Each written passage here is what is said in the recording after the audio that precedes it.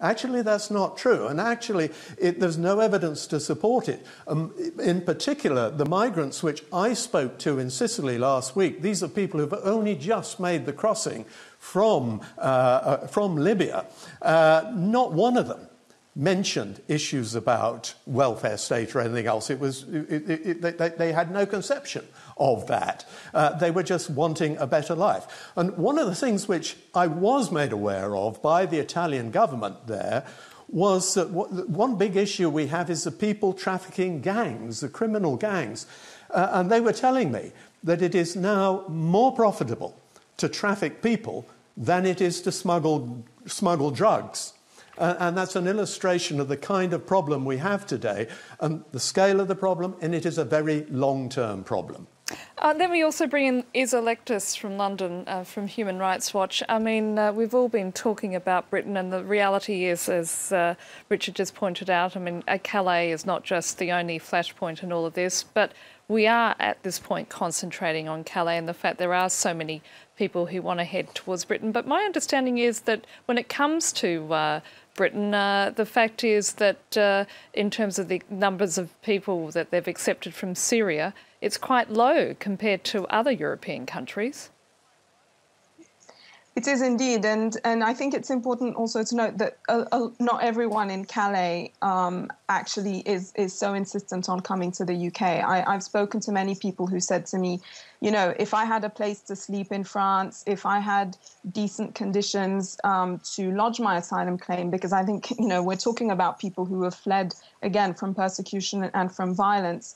They want to have an opportunity to claim asylum.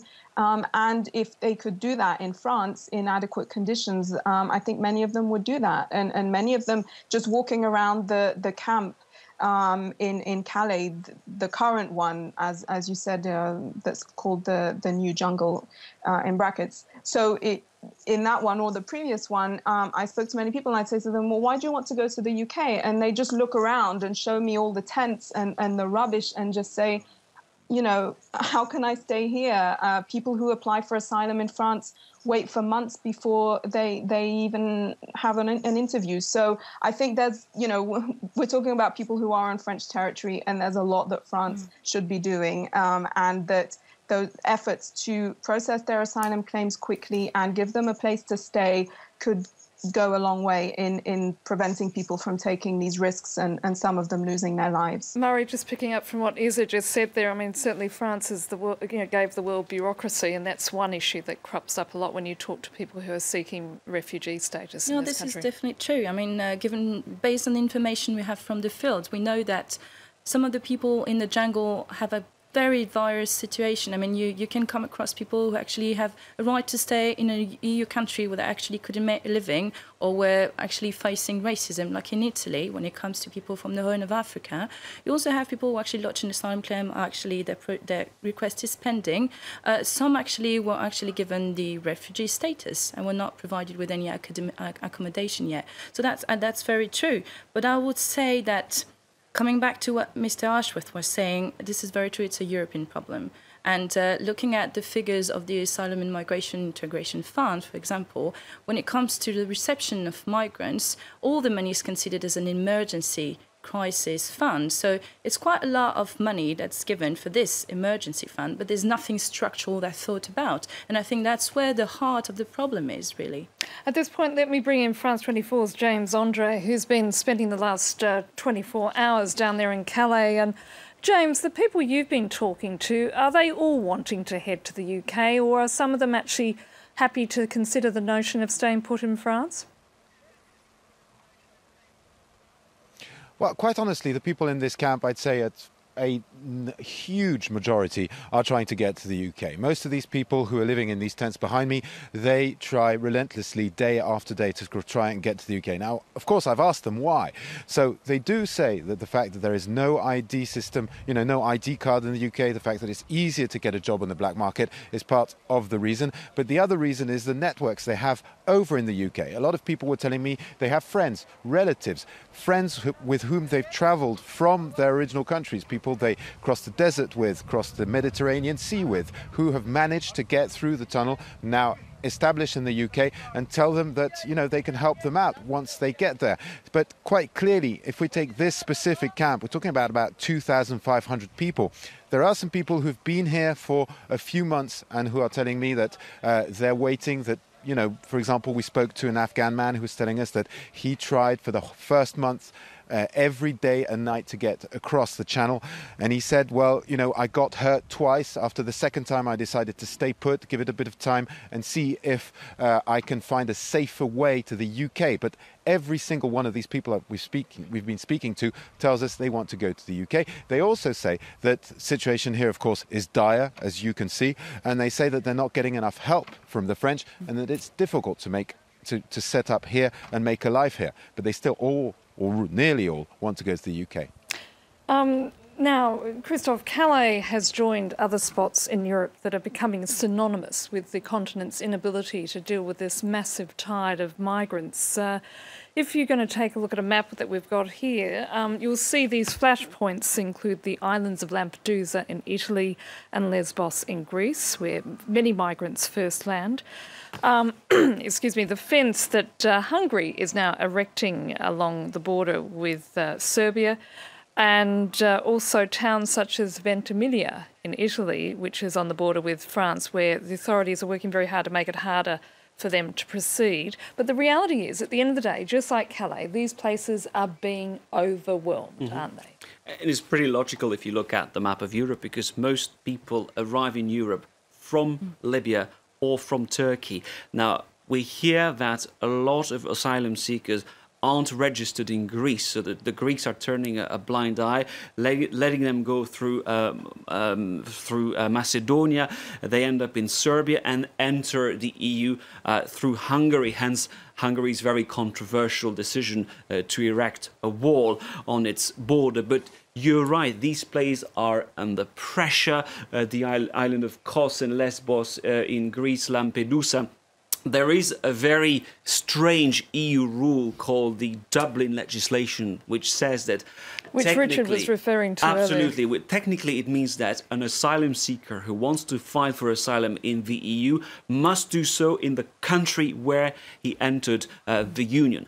So that means most of the time Greece, Malta or Italy, these countries are overwhelmed, they can't cope, so they're letting some people go. They end up in France, and from France they want to go to Britain. Now, we talked about France. It's true that we hear that there are problems in France, but when you look at the figures, France is actually welcoming a large amount of Syrians. It's probably not enough given the extent of the crisis, but I mentioned that the Commission has asked EU countries to welcome 60,000 migrants. Well, France has agreed to welcome roughly 10,000 people, which amounts to 15% of the total amount. But given the extent of the crisis, as we discussed, I mentioned the 1.5 million refugees who are currently in Lebanon. This tells you that Europe isn't doing a lot. Richard Ashworth, how do you actually get agreement from politicians to do something about migration and this problem when unemployment in Europe is so high and we're seeing the ascendancy of far right-wing parties? It is high, and of course there are problems there, and that makes it very difficult to get an agreement. But I'm afraid until all 28 member states come to take ownership of this problem and come to realise that it is a very long-term problem, it's a global problem. We've said earlier in the programme, Australia, Southeast Asia, United States of America, all the wealthy, peaceful areas of this world are magnets drawing people, whether it's fleeing violence, whether it's because of their better economic prospects. But it is a global issue which is here for a lifetime. There's no quick fix. I'm confident that we can make it more difficult to cross over the channel at Calais. I'm confident that a result can be found there, but that won't stop the issue. And politicians have got to understand that it is a collective problem from Europe, because the entry points we've been talking about, we've talked about Hungary, we've talked about Turkey to Greece, we've talked about Libya to Lampedusa. These are all the areas which are, by and large, the poorer regions of Europe. They're less well-resourced, and you can't expect those regions to actually act as gatekeepers for Sweden, for Britain, for France, for Denmark, for the Netherlands and for Germany. So there has to be a much more collective effort, and that collective effort has got to aim focus our fire at source, at the borders of Syria, actually in Nigeria, in Afghanistan, and in the Ukraine, because otherwise this will just continue year after year, and we will be into this crisis management for years to come. But Richard, at the end of the day, no politician is going to win votes by being nice to migrants. No, but I'm sorry, but politicians have to tell the people what they need to know. You can't keep reacting to the extremes of politics, saying that we're going to treat them brutally, we're going to kick them out and we're going to get tough on them. Because a lot of these people are fleeing violence. They're fleeing for their lives from places like Syria and Mali and Eritrea. These people have nowhere else to go. But only by getting to the source can we sort out who are genuine migrants and who are economic migrants. Now, it is actually true that the European economy will need a large influx of migrants, a migrant workforce over years to come, because in Europe we're all getting older. And the European Commission has worked it out that about over the next 10 years we'll need about 17 million migrants. But it's got to be controlled. And at present, we're not controlling the migrant flow. We're not in control of the situation. And that's what the 28 member states through the European Union have got to get together and start to get a policy to manage it. Christoph. Just very briefly, yet another sign as to how difficult it is for the member states to accept that Europe has to meddle and to coordinate the relocation of migrants. Britain has used its opt-out in order not to participate in the relocation program. Britain will resettle 2,000, I believe, migrants, but it won't relocate migrants coming from Italy. So it is very controversial. It is very difficult for leaders to explain, and I think we really have to make a distinction and explain the difference between economic migrants who want to reach Europe in order to get jobs and earn a living, and asylum seekers who are protected by international law, and it's a duty, it's a responsibility for the EU member states to examine their requests. Murray? Well, I think there's a very, very, very worrying trend politically right now. Can I come back on that? Politicians are actually reacting to what public opinion wants. But there is a very big responsibility by policymakers, first of all, not to explain, but also fueling this trend. And to come back to what Mr. Ashworth was saying when it comes to stemming the flow, addressing the root causes of what migration, whether forced or not, is about. This is already in the making. This has been done for the past 15, 20 years. And this is called the externalization of border control. When we're talking about hotspots, and when we're talking about information center in Niger, or even about the Khartoum process. I mean, the European It was the Union... case in Libya, by the way, where Gaddafi was given money in order to keep the migrants. But this is already happening. The EU is having actually some cooperation with Sudan at the moment when it comes to border management, and this is not possible. Let me just hear what Richard has to say to that. Well, just picking up from a point there, yes, you know, you need to understand that the whole, what we call middle Mediterranean flow, in other words, Libya to Lampedusa, is an unintended consequence of the Arab Spring and more recently the conflict in Libya, because it's created a lawless country where people traffickers are getting extremely rich out of this trade, and they're encouraging it. But can I take you back to one point with regard to the United Kingdom, where it is said that the United Kingdom opted out of the share out of migrants? Please remember that the United Kingdom already has a huge migrant issue because of what I term empire and commonwealth. And one of the things we found in the United Kingdom, the limitation at the rate you take people into the country is the rate at which you can integrate them into our society. One of the lessons we learnt from the 7/7 bombing was that the rate of inflow had been too great. People hadn't integrated in society. They felt cut off from British society, and that created an atmosphere which bred violence in the way that it did. So in defence of the United Kingdom, I would say we already have a very, very big migration issue. All right, it doesn't come through Calais, but it is because of Empire and Commonwealth. We have to manage that. And we're perfectly prepared to do our share in this issue, but collectively, Europe has to realise all 28 member states are involved in this, all have to take ownership of the issue, and all have to understand this is there's no quick fix here. This is a long-term issue, it's a generational thing. And when you think how long it took to persuade the public, we had a climate change issue. Everybody accepts it now, but it took a long time. So I think to sway public opinion to accept that we need to act at source is a long-term job, and we need programs like this to be able to get that message over. Let me just bring in... a generational thing. Richard, it's a global issue. Richard, let me just bring in Isa Electus from Human Rights Watch.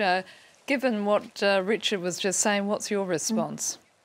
Yeah, I mean, I'd just like to add that we, in this whole debate, we hear a lot about border enforcement and certainly from the UK about tackling smugglers and traffickers that are exploiting people. But what we're really talking about is people who have fled from violence, from wars, and you know, they've taken a very dangerous journey and a very expensive journey. People do that when they feel that they didn't have a choice. So we really need to see more solidarity and more responsibility sharing between the countries of the European Union. And certainly countries like France and the UK have the means. I mean, you know, these countries have ratified treaties and conventions basically that they need to offer protection to people who come to them and require it to people who are genuine refugees. And I think this is missing sometimes in the way that politicians talk about it, but also in the way that the media portray the issue. Richard, do you think the time has come for Britain to introduce ID cards? Well, certainly that is an issue, and it's been discussed earlier. It would be one way of dealing with that issue, and that's something for the British government to understand. But I think also what isn't helpful is we've had a debate in Britain which calls everybody who crosses a border a migrant. Now, there is a world of difference between the person we've talked about on this programme, who is somebody who got out of Syria, husband, wife and 2 children, and got out with their lives. Now, they are genuine refugees, and there's no way that you could send them back. So that's one class of what we call migrant.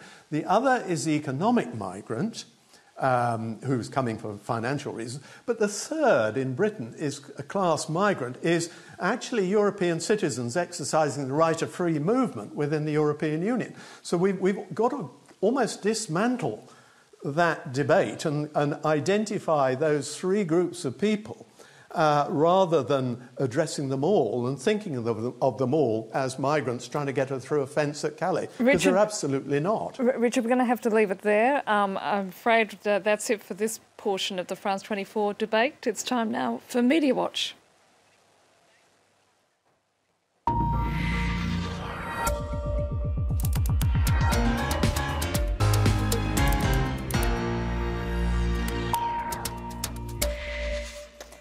And I'm joined here in the studio by Media Watch's James Creedon, and you've been looking at reactions to British Prime Minister David Cameron's use of the word swarm to describe those migrants waiting to enter Britain. That's right, as we were just hearing from the last guest, the importance of the use of language and distinctions between different migrant categories, but also, I suppose, the use of emotive language or even perhaps irresponsible language that has been pointed to in the British press today. This is a journalist for the Huffington Post UK edition who, you've got a swarm of people coming across the Mediterranean seeking a better life. Now, that's a quote from David Cameron, which Rob McDowell of the Huffington Post calls appalling language and sentiment. Indeed, the opposition, many in the opposition have been critical of that as well. He's talking about people, not insects. That is the the interim leader of the Labour Party, speaking there. Meanwhile, the leader of the UK Green Party, Natalie Bennett, for her part, took to social media and she said, no, swarms isn't an appropriate word for desperate homeless human beings, including children fleeing persecution and wars. A similar statement by Andy Burnham, who is the shadow. He's in the shadow cabinet. I can't remember exactly his portfolio. Shadow Secretary for Health, I believe. And he said calling Calais migrants a swarm is nothing short of disgraceful. So as you can see, an array of opinions